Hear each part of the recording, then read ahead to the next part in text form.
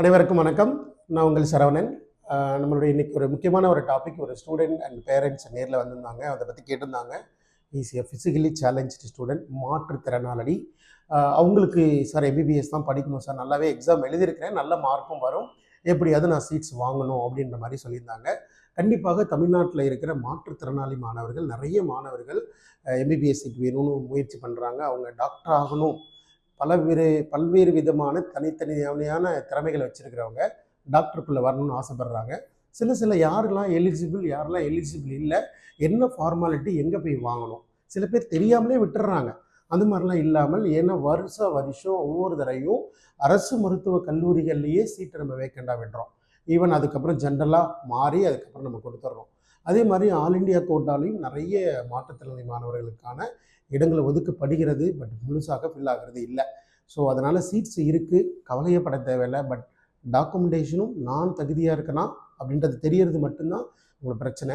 இதை வீடியோ பார்க்குற உங்களை சுற்றி இருக்கிற உங்கள் கூட படித்த நிறைய மாணவர்கள் எனி ஒன் மாற்றுத்திறனாளி இருக்கிறாங்க.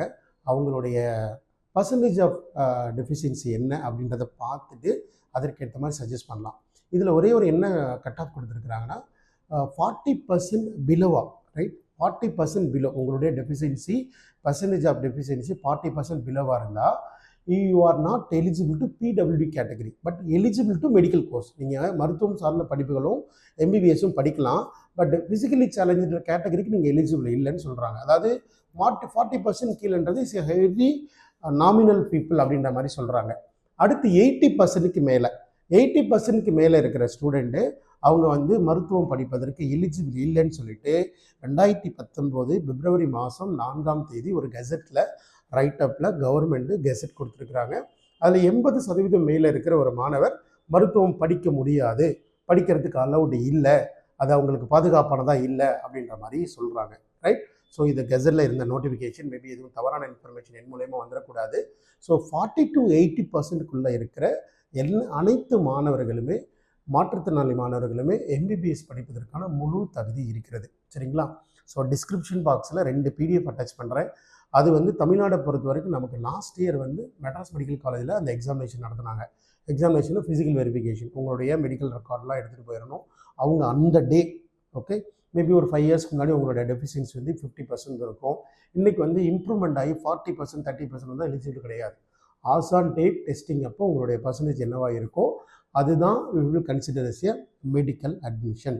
ஸோ அதனால் போன வருஷம் எம்எம்சியில் பண்ணாங்க, மேபி இந்த வருஷம் எங்கே பண்ணலான்னு தெரியல, maybe wait for the update. எம்எம்சியில் பண்ணுறதுக்கு இல்லை ராஜீவ் காந்தியில் பண்ணுவாங்க. அதில் இருக்கிற professors, ortho, medicine doctors verify பண்ணிவிட்டு அவங்க சைன் பண்ணி ஒரு சர்டிஃபிகேட் கொடுப்பாங்க. அந்த சர்டிஃபிகேட்டை இந்த அப்ளிகேஷன்லேயே நம்ம அப்லோட் பண்ணணும். ஸோ அதுக்காக தான் இந்த அப்ளிகேஷன் ப்ராசஸ் இருக்கும்போதே நான் உங்களுக்கு சொல்லறதுக்கு வந்தேன். So very important, so very clear. அதே போல் ரிசீட் மேட்ரிக்ஸ் பொறுத்த வரைக்கும் எல்லா காலேஜிலுமே we have PWD seats of 5% horizontal reservation. Horizontal reservation என்ன சொன்னால் ஓசி, பிசி, எம்பிசி அந்த மாதிரி பொறுத்து ஒவ்வொரு கல்லூரியுமே, அரசு மருத்துவ கல்லூரிகள் எல்லா கல்லூரிகளுமே பொருந்தும். அது இல்லாமல் ஆல் இண்டியா கோட்டா, சரிங்களா, எம்சிசியில் நடத்தப்படுகிற ஆல் இண்டியா கோட்டாவிலையும் 5% மாணவர்கள், மாற்றுத்திறனாளி மாணவர்களுக்கான வாய்ப்புகள் கொடுக்கப்படுகிறது. தமிழ்நாட்டிலும் வாய்ப்புகள் கொடுக்கப்படுகிறது. எத்தனை மாணவர்கள் இருந்தாலும் அரசு மருத்துவக் கல்லூரிகள் படிப்பதற்கான வாய்ப்புகள் உள்ளது. ஸோ கண்டிப்பாக உங்களை சார்ந்து தெரிஞ்ச மாணவர்களுக்கு வீடியோவை அனுப்பிச்சு ரெஃபர் பண்ண சொல்லுங்கள், தொடர்ந்து பார்க்க சொல்லுங்கள், ரைட்.